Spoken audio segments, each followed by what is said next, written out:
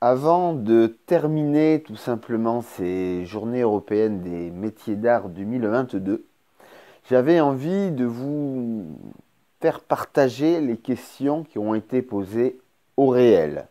Tout simplement car vous, derrière l'écran, évidemment, c'est plus difficile de communiquer. La première question qui m'a été posée, évidemment, c'est sur le parti du retable, son histoire. Alors on en a bien cité longtemps. Il y a une question évidemment qui n'a pas été posée, auquel je n'ai pas répondu, c'est le bois. Quel est le bois qui a fait effectivement ce retable? Donc évidemment c'est un bois dur qu'on peut voir. Donc comme c'est peint, bien évidemment, c'est très compliqué de voir sans le veinage, évidemment, le bois. Mais si on regarde de dos, il est fort probable, et les parties qu'on peut voir non peintes, qu'il s'agirait évidemment du chêne.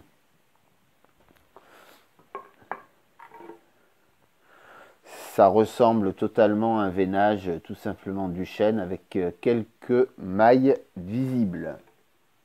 Donc voilà.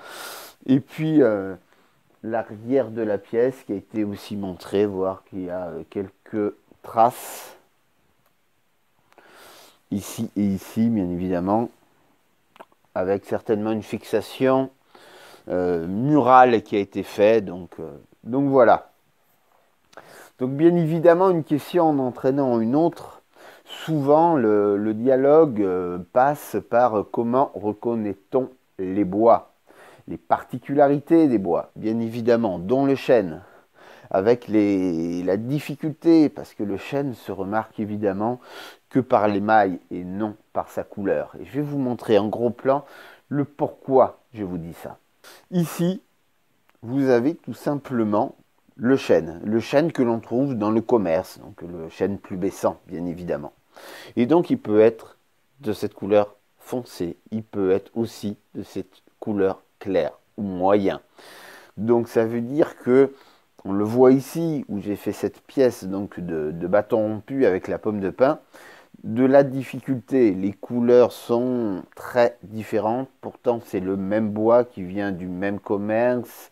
Alors évidemment, les différences de couleurs, on les verra. Est-ce que c'est plus au cœur du bois, plus en extérieur du bois? Donc là-dessus, tout est possible. Après, la signature du chêne, ce sont les mailles. Donc on peut en voir très bien ici. Ce sont ces traits que vous voyez donc là, qui traversent évidemment le bois, mais on peut voir que évidemment, si on regarde ici, vous n'ayez pas de mailles. Donc la facilité pour reconnaître si c'est du chêne ou pas du chêne, c'est que tout simplement, il doit y avoir des mailles dessus. Un meuble en chêne sur lequel il n'y aurait même pas au fond des mailles, il y a peu de chances que ce soit évidemment du chêne, mais plus du châtaignier, comme malheureusement c'est totalement possible. Donc voilà, cette petite question est faite.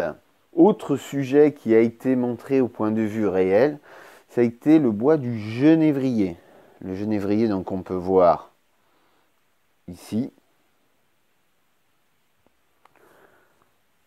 On peut aussi évidemment le voir ici. Et puis la plus grande pièce est tout simplement enfermée dans le grand meuble. Donc voici évidemment la grande pièce qui se montre. Voilà.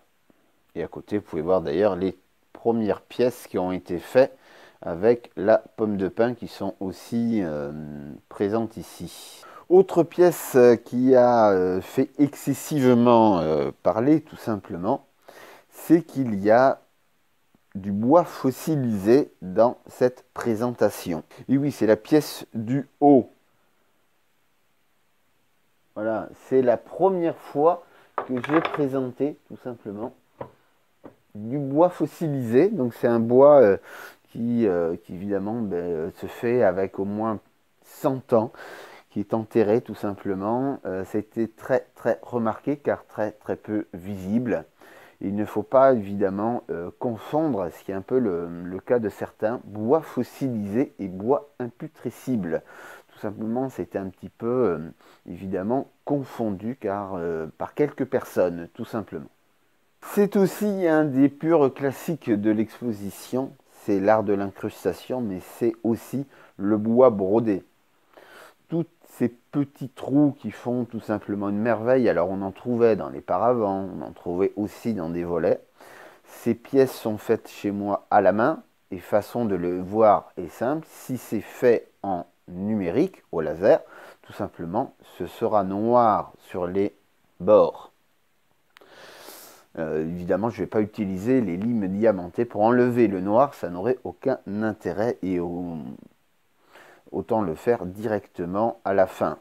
Donc, et quand c'est fait au laser, et voilà, quand c'est fait au laser, donc comme ici avec le panneau de la route des métiers d'art, vous pouvez voir que même quand c'est gravé sur peu d'épaisseur, ça fait brûler. Hein. Donc tout ce qui est fait au laser, il ne faut jamais l'oublier, c'est tout simplement quelque chose qui fait brûler. Donc on a pu voir aussi, évidemment, qu'il y a eu un beau petit succès avec le bois, c'est tout simplement à côté. Ce sont les petits escargots, tout simplement, donc, qui sont là. Voici donc arrivé à la fin, le dernier petit point sur les outils. Quels ont été les outils qui ont le plus arrêté finalement, questionné. On aurait pu imaginer que ça soit l'herminette ou le jabloir, qui sont les deux plus grands. Eh bien, il n'en a rien été. Ça a été surtout le compas que l'on a ici. Et ça a été aussi évidemment la scie, la pénétrante, qui finalement a posé le plus de questions avec cette scie de serrurier. C'est donc ici que je vais clôturer ces journées européennes des métiers d'art 2022, qui était aussi l'occasion des 25 ans de l'activité. Durant ces périodes ont été faites tant de choses et on a pu le voir et on a pu l'entendre, effectivement, de dire qu'il y a énormément de travail ici. Travail sur le patrimoine avec le retable qui sera avec la députée Catherine Pujol. Une petite enquête sera faite pour essayer de trouver l'origine de ce retable, sachant que moi j'ai une infime partie et qu'il automatiquement quelqu'un à la suite et quelqu'un a surtout perdu ces pièces-là. Donc il faut le dire. Donc le travail sera fait avec la députée, sachant que les autres élus ont préféré, à leur habitude, de ne pas venir, bien évidemment. Vous dire que vous pourrez voir sur le blog au cœur de l'atelier en un mot .over-blog.com les meilleurs moments en photo, en vidéo. Donc profitez de regarder les pages successives où vous verrez simplement des merveilles de ce qui s'est passé ici ou ce qui s'est passé en extérieur avec des jeux de photos, de vidéos, tout simplement faits pour vous faire plaisir, car l'exposition virtuelle a pour moi plus de 10 ans d'existence, faut le savoir. Vous dire aussi, pour conclure, qu'il y a du grand et du plus petit patrimoine, qu'il y a du grand ou du plus petit artisanat d'art, qu'il ne s'agit pas de faire la pièce la plus grande, la plus impressionnante. Il faut faire son plaisir, il faut faire son travail, il faut être technique, il faut être inventif. Il y a des grands, il y a des petits, bien évidemment. Mais à l'arrivée, ce n'est pas la grandeur ni la taille de l'exposition, du talent de l'artiste qui fait la différence. On a ici une pièce qui peut paraître simple, mais techniquement elle est compliquée. On n'a pas besoin de faire une pièce monstrueuse pour montrer son talent. Et donc il n'y a pas tout simplement d'art mineur ou d'art majeur, il y a du grand. Tout, évidemment, n'est pas au sommet, on le dira bien. Mais il ne devrait jamais y avoir de différence entre du patrimoine dont on dira qu'il est majeur et du patrimoine dont on dira qu'il est mineur. Notre histoire est faite de détails. Ces détails doivent être faits et tenus par qui? Par des passionnés. Il est important pour moi de montrer tout ce travail, toute cette technique, tout ce plaisir dans des pièces qui sont plus petites chez moi que grandes, mais cela n'empêche rien. Ce n'est pas une différence, c'est une force. Et ce respect est pour moi quelque chose de plus qu'important. Donc voilà, venez visiter les ateliers ici ou là, venez visiter les grands musées, mais aussi tout simplement les petits faits par des gens tout simplement qui sont passionnés et qui ont compris que tout s'imbrique. Sans l'outillage, il n'y a pas de réalisation. Et sans les réalisations, il n'y a pas toutes ces techniques, tous ces savoir-faire qui sont aujourd'hui plus ou moins en danger, bien évidemment. L'art de l'incrustation faisant partie des métiers rares dans notre pays.